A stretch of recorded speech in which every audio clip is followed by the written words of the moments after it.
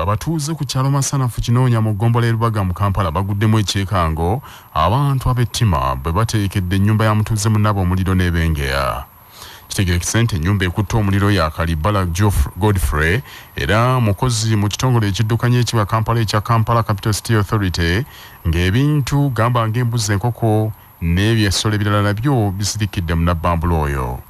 Ssentebe w'ekyalo Masanafu Kabuuka Sepiria mu kwogerako ne Kyabasa ategeeza nti omuliro gukutte sitoowa mubadde musula ebisolo ebyo olwo nno ne gusaasaanira ebitundu ebirala eby'ennyumba. Ekiro ekikeesezza olwaleero waliwo abantu ab'omutima omubi abagenze ku maka g'omutuuze ne bagateekera omuliro. Omuliro gutandikidde mu sitoowa awalundibwa ebisolo byegamba ng'embuzi, ente, era bawuliridde ku mbuzi nga zikaaba. Bagenze okuzuukuka ng'omuliro gukutte era embuzi eziweranga 10 n'okusoba zigiiridde mu muliro ogwo. Embaata, enkoko z'abadde alunda zonna ziyidde ne ziggwawo, naye abatuuze basobodde okukola kibona kye basobola okutaakiriza omuliro nga tegunnagenda nnyo ku nnyumba ndala. Ssentebe avumiridde nnyo ebikolwa eby'ettima nga bino era alabudde abatuuze babeere beegendereza nnyo naddala mu kiseera kino. Essaza ekkulu erya Kampala kitaffe Paul Simwogerera wabudde abakkiriza obutagezaako kukoonaganya ddiini n'ebyobuwangwa. Ssaabasumba asinzidde enkokonjero mu disitulikiti y'Ebuyikwe mu Kyaggwe ku mukolo ababiikira 11 aba Little Sisters of St. Francis of Assisi kwe bakubidde ebiragaano byabwe eby'okuweereza Omukama olubeerera ate abalala bonna bajaguza okuweza emyaka 25 mu buweereza obwo n'omulala anajjaguza emyaka 6 egy'obubiikira.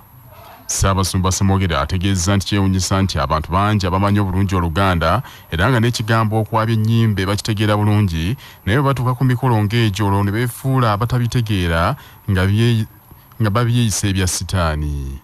Our dearest friend, the late Archbishop Stephen Toranga, will soon be celebrating 1 year of his departure. The family has organized the last funeral rites at Bukaade on the 4th of February this year. On the behalf of the family, I would like to invite you to come and join us. Kunakuro ateno kutema embidde zetunakozesa n'emmere endala yonna yonna mu kwabya olumbe ng'enkola bw'eryo ey'okwabya olumbe. Ndowooza abatategeera Luganda ebyolumbe era tebabitegeera. Ebyokwabya olumbe tebabitegeera. Naye abalala tujja kujja tubeereyo. Ku mukolo ogwo gwe gumu omusumba w'essaza ly'Ekereziya Katolika ery'e Lugazi kitaffe Christopher Kakooza abuuliridde abajaguzi okutuukiriza ebiragaano byabwe baakubye nga batuukiriza ebyo Yesu Kristo bye yabalagira. Okwagala kwa Katonda oyo kwe kw'okusigala mu ffe era n'atutuma tugende mu nsi yonna abantu tubatwalire okwagala kwa Katonda nga tukola nga bwe yakola. Abalwadde tubawonye, abanaku tubabeerere ekikubagizo n'abo bonna abatalina mwasirizi. Olunaku olwaleero tulina abasisita ababadde ne Kristo ne bayiga nga bwafaanana obulamu bwe ne byakola ne kyayagala. Spiria General owa Little Sisters of St. Francis of Assisi Sister Rita Christine Nakitende atendereza abazadde b'abajaguza bano olw'okukkiriza ne bawaayo abaana baabwe okuweereza Omukama n'asaba abakkiriza obutagezaako kuziyiza abaana baabwe okubeera bannaddiini.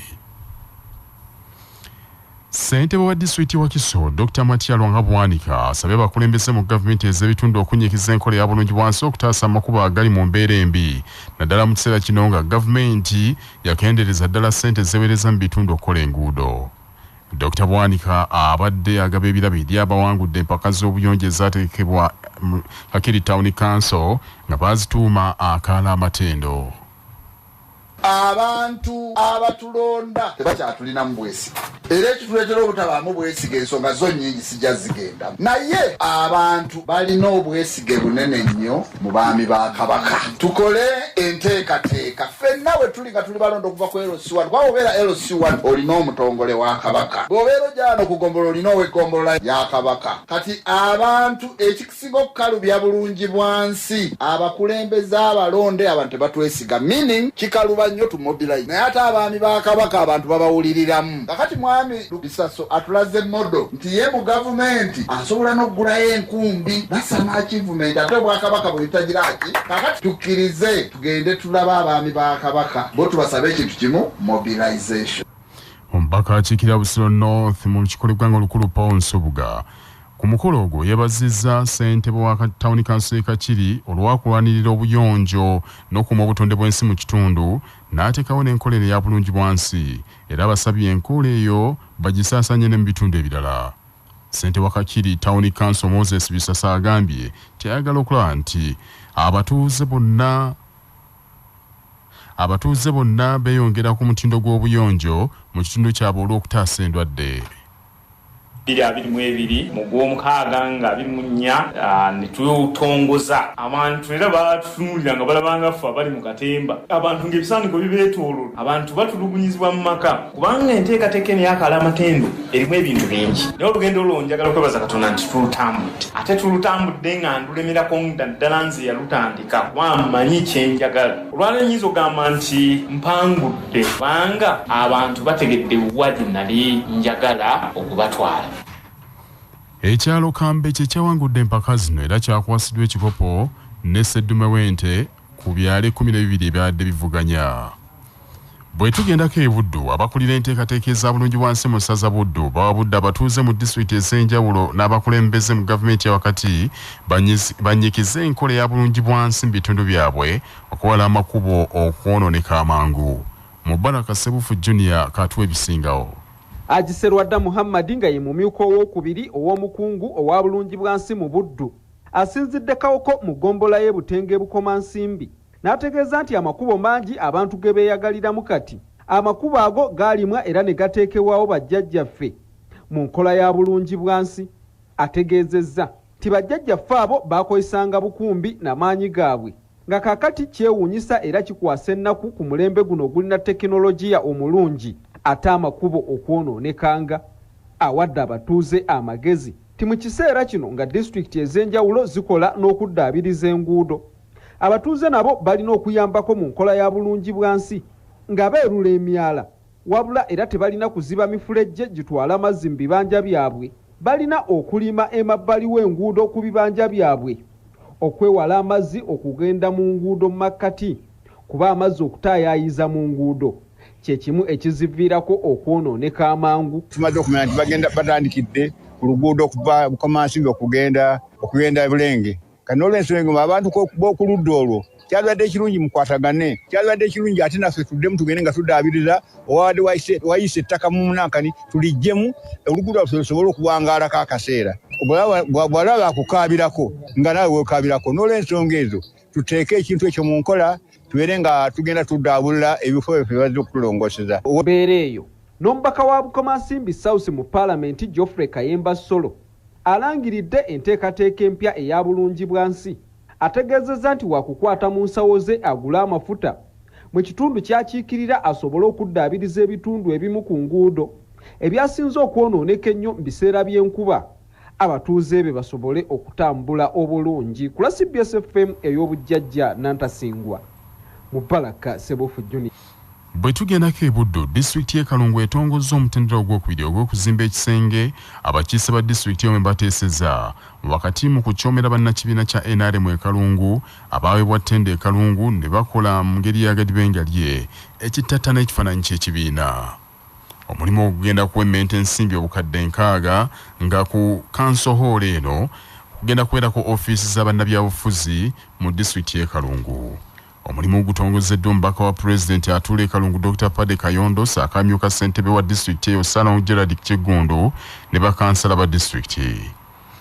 Pade Kayondo asinzidde wano n'ategeeza nti balina ekizibu e Kalungu abamu ku bannakibiina kya NRM abaaweebwa emirimu egy'okuzimba ebizimbe mu disitulikiti naye emirimu egyo ne bakola mu ngeri ya kibugwe kyagambye kiswazanya ekibiina kyabwe ng'ate tebaagala kugambwako.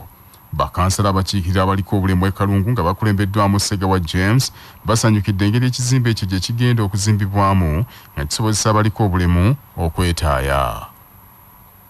Tulonkinze Council Hall Phase 2 kubanga ndi musanyufu nnyo kubanga ensonga ezoogeddwako ddala council hall okubeera ng'eri accessible ku bantu abaliko obulemu buli kimu tukyogeddeko naye mbuuziza engineer ne mugamba engineer accessibility tweme gitunuulira mu kutambula butambuzi wano ku compound naye n'ebikozesebwa mu bibeere accessible eri abantu abaliko obulemu kubanga obudde bwonna omuntu aliko obulemu ajja kujja nga mukozi wano ajja kulondebwa nga atambulira wansi era atutegeeza nti embeera yonna egenda kutambula bulungi so neebaza nnyo plana twebaza district byonna ebikoleddwa ku kizimbe ekyo era tukakasa kijja kuba kirungi nnyo.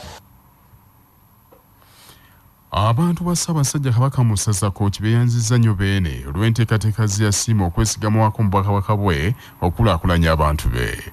Kalibala Peter omutuuze mu kitundu ky'ekisansa mu Town Council ya Rakai mu ssaza eryo Kkooti ng'ono ayokya amanda ng'agatambuza kagaali okugatunda mu bubugo bw'enjawulo okuli ekibuga ky'ensalo Katuntu ne Rakai Town Council.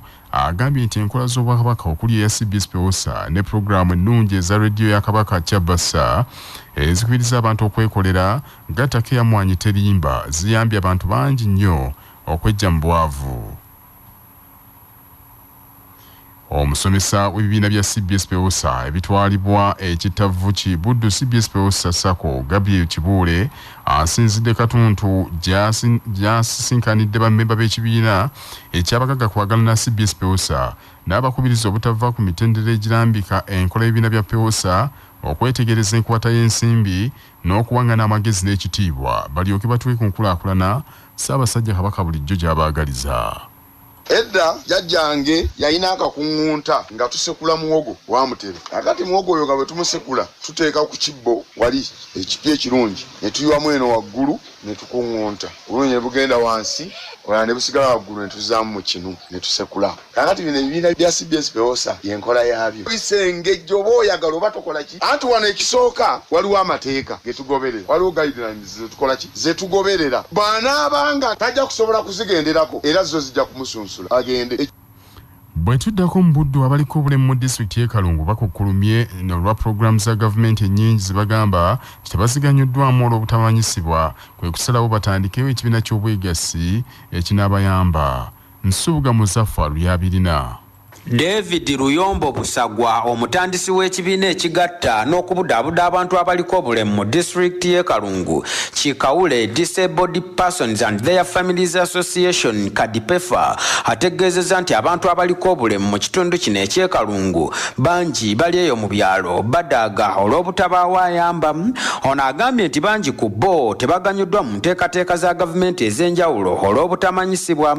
David Ruyombo Busagwa agambye nti mukawefu fube w'okuyimirizaawo abantu bano abaliko obulemu nga tebasabiriza mu b'eŋŋanda zaabwe oluusi ababeetamwa basazeewo bateekewo ekibiina eky'obwegassi nga bayita mu kibiina kino Kikawule Disabled Persons and Their Families Association era nti baagala disitulikiti n'abazira abalala babayambeko babangule abantu bano abaliko obulemu ku nsonga z'obwegassi ng'enteekateeka eno bagamba nti egenda kubeerawo ng'ennaku z'omwezi 10 omwezi guno bw'atyo nno n'asaba gavumenti esoosowaze nnyo abantu abaliko obulemu. Kawule Disabled Persons and Their Families Association is an NGO, a charitable organization, which has came into birth oba ezadde ekibiina ekirala ekiyitibwa Kadipefa Dairy Farmers Cooperative Savings and Credit Society Limited. Kaakati kye tunoonya kulabika tugenza okweraba mu Kalungu emyaka tulimu 3 nga tukoze ekibiina kyaffe tukooye ekintu ekiyitibwa kusabiriza okubeera ne mu baganda baffe nga they were marginalized ate ne programu za gavumenti approach etutuuka kibuze eringi gye batutuukako ate nga ffe tulina amagezi ge tuyinza okwogera ne bakama baffe mmwe gavumenti bakozi ba district n'abaki bonna ntitubalaga engeri gye tuyinza okutuuka mu bulemu ne mututuukako nga mutuyambyeko sobola okufuna obuyambi so kituvudde tuteekawo meeting yaffe oba workshop ya lunaku lumu ng'ebiddenga capacity yaffe to understand how to build a cooperative ng'etudde Kalungu ewaffe ekitamba parish kw'eddukoota yaffe y'abalema ekawule. Ku lwa CBS rediyo y'obujjajja Nsubuga Muzaffaru e Kalungu mu Buddu. Bannaffe n'ekyo ge mawulire okuva mu bitundu bya Buganda temuvaawo ku CBS FM ey'obujjajja.